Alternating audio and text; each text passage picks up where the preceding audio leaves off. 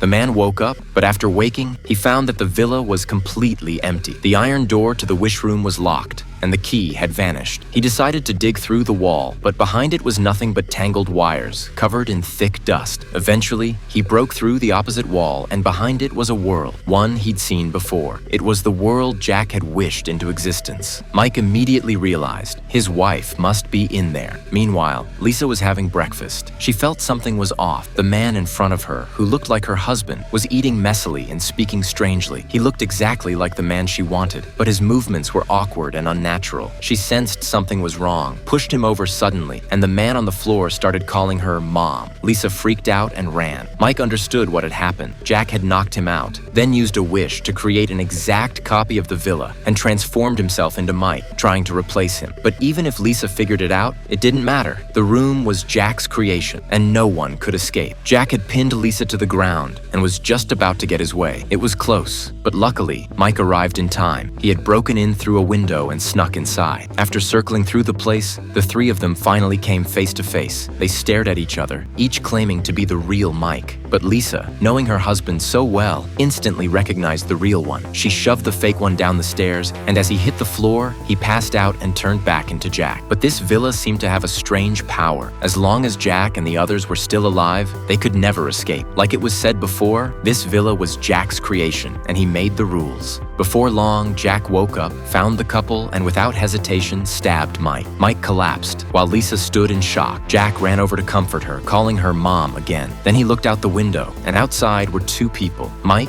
and Lisa. Turns out, the two inside the house were just wish-made copies. While the real Mike and Lisa had already escaped the wish room and were sprinting away, Jack immediately chased after them, determined to kill Mike, and lunged at him. Mike opened a door, grabbed Jack tightly, and threw him out. Lisa quickly slammed the door shut and locked it. Through the window, she saw Jack beginning to break down. He beat against the glass in agony, his whole body heating up, visibly aging right before their eyes. In moments, he became an old man, then crumbled into ash. This time, it was really over. After that, they returned to their old apartment. One morning, Mike brought breakfast and knocked on the door, but Lisa wouldn't open it. Inside, she silently pulled out a pregnancy test. It was positive, but Lisa had been infertile for years. How could she be pregnant? Just as she was lost in thought, the lights began to flicker.